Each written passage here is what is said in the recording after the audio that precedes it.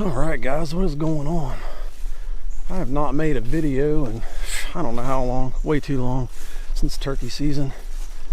So it is July 21st, and this is the first chance I've had to get out to finally get my cameras out. So I've got my pack on my back. I've got about 45 pounds with gear and some attractant stuff. So I decided I'm just going to make this is probably going to be about a 4.5 mile loop. So I'm going to take you along with me, show you what I'm doing, how I'm doing it, and give you some updates. And we'll get some cameras out here, and hopefully before long we'll be getting some pictures of some nice bucks. So let's go. Alright, we're actually at the first spot now. I'm close to the house, but the way this spot sets up, I've got a bedding area right down here. There's a power line right away behind me, and there's a bedding area right up here. And this bedding area up here above me is where I killed my first buck last year. And if you watch that video, I hunted that spot 3 times, and I had encounters with a bunch of bucks, and the third sit I killed my 8-point.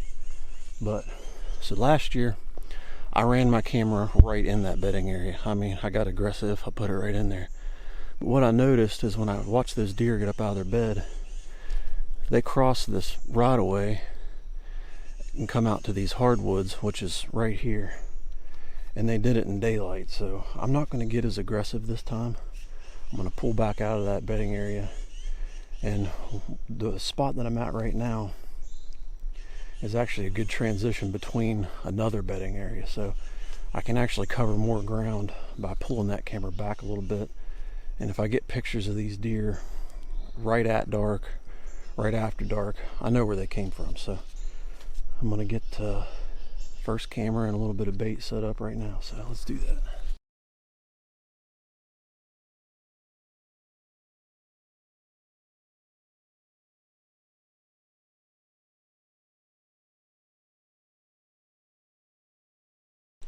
Alright, so my first camera set up. I'm going to get my pack back up, and I got a pretty good height to get to the next spot. But what I'm effectively trying to do is to get within a safe distance of these bedding areas, places I can get to, you know, without bumping these deer out. This spot is a really safe spot. I'm within 150, 200 yards of bedding. This is the known travel route. A lot of tracks, droppings in here, and they actually bed right in here close. A lot of the does do anyway. So I put my junkiest camera on this tree since it's close to the house. If something will go wrong with it, I can fix it real easy. And I didn't put out a whole lot of bait right here, so I can bring stuff back over here real quick when I get some more. But we'll get packed back up and head on out the ridge here. I wanted to point out something cool here I just found.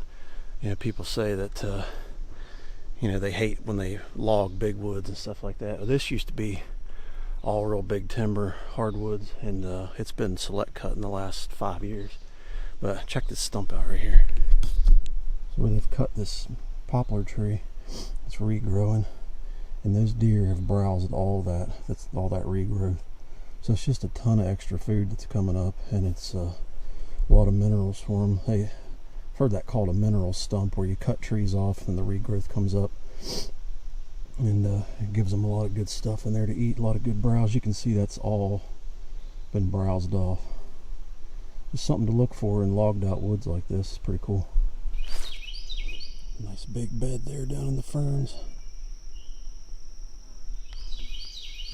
I actually found a good buck bed right on this edge over here last year, and I hunted it once on this end and then once out on this end to see if I could catch him coming out, but I never did. I suspect it was the buck I ended up killing with a rifle. Got a ways to go here yet. Stuff is thick and wet. Figured I'd tell you what's going on. And you're probably wondering why I got this pack on and I'm walking everywhere. I kind of started doing that last year. It keeps you in shape. It's really good exercise. Hiking with 40-50 pounds on your back. The main reason is I finally drew my Wyoming mule deer tag, and we are going out there middle of September. So we're going to be backpacking in, living off our back, and I am so excited. You don't even understand how excited I am about that. So we're going to be chasing big muleys in the high country with a rifle. So I'm trying to get in shape for that. I'm doing pretty good. My legs are so much stronger now. Been doing a good bit of leg exercises, packing with heavy weight, and 50 pounds on my back is starting to feel pretty normal, so that's a good thing.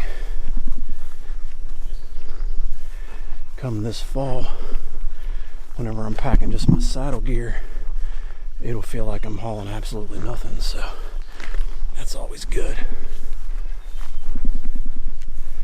But we're gonna get out here to this next bedding area and get a camera set up, and I'll show you that setup too. So where I'm at right now, if you watched my buck bed video that I did back in early spring, I'm right below that bed now. So if you haven't watched that video, go back and watch. I ambushed a buck from his bedroom.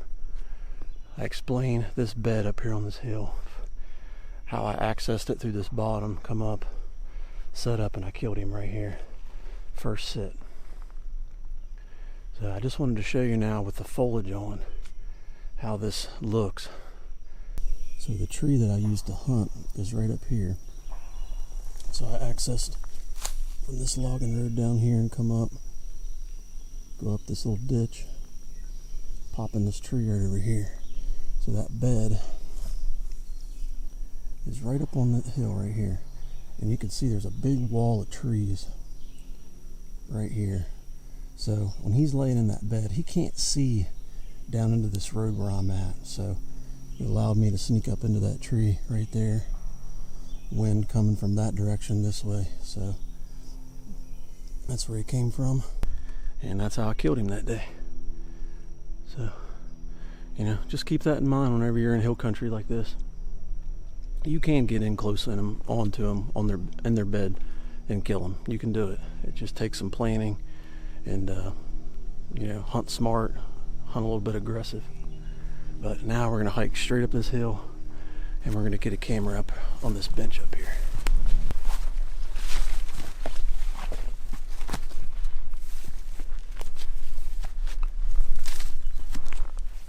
See that tree right there? An old scarred up rub tree. So that buck that I killed, when he was coming out of that bed up there, he was making that rub line coming down, and that's what tipped me off to him dropping down low like he was. If you look,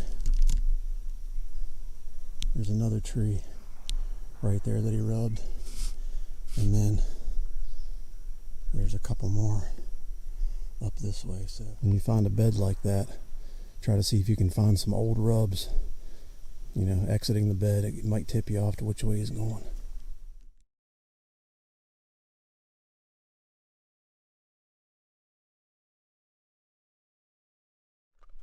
So I've got I put out some mineral salt and a little bit of corn. You can also go to the store and get these Jello packets. So I usually like to use grape. I've got about a little baggie of grape here, and the deer freaking love it. So I found this in the cabinet. I don't know if deer like sugar-free orange or not, but we're gonna give it a try. It's important to get sugar-free because you don't want your deer to get fat. So, you know, you want to keep them healthy. So make sure you get them the good sugar-free Jello, and they'll thank you for it. All right, so I wanted to point out one more thing that I do when I'm out here scouting or setting up trail cameras or whatever.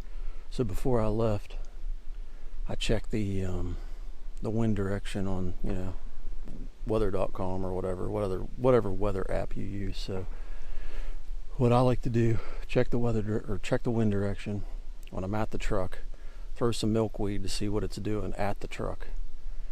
So then when I get to the spot that I'm setting up to hunt or whatever, I've got milkweed with me, and I'm throwing that milkweed to see if the wind direction matches what the weather's calling for. So based on the terrain, the vegetation, whatever, it could be a little different. So today they're calling for a southeast wind mainly.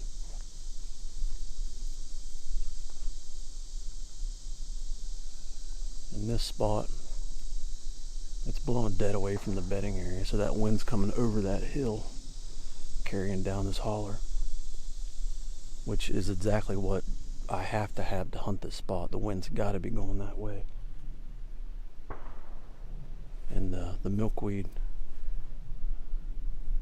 is confirming that right now.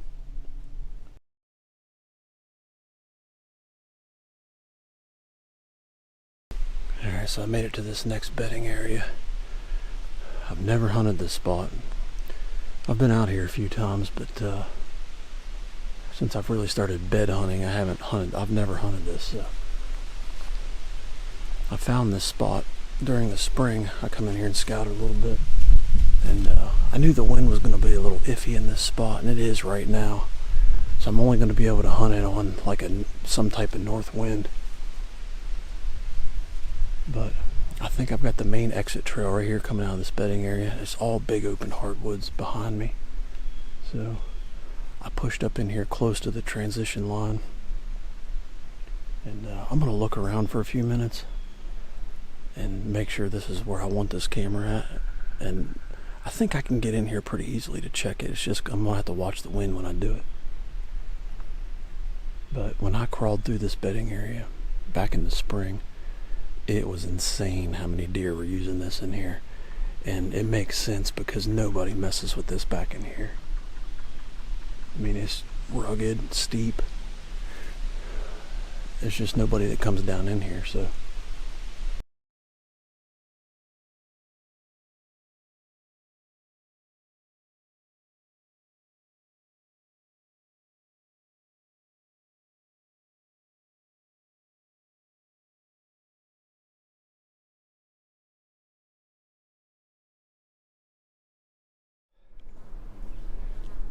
Well, I made it back to my field edge. Got 3 cameras out in 3 good spots. Hiked 4.5 miles. Feeling pretty good though. My legs feel good. Packing, everything's working real good. Just trying to get geared up for that Wyoming hunt, so just trying to walk everywhere, carry some weight on my back.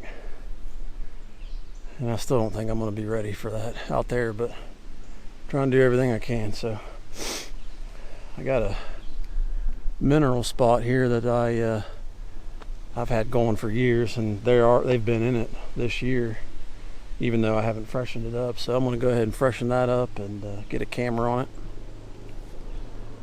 and we'll call it a day. Yeah, man, it's exciting. It's getting close to that time again, so hope you guys are all out getting ready and shooting and scouting and all that stuff. But hopefully you can take something away from this video. Hopefully it's not too boring, but yeah, we'll see you again real soon.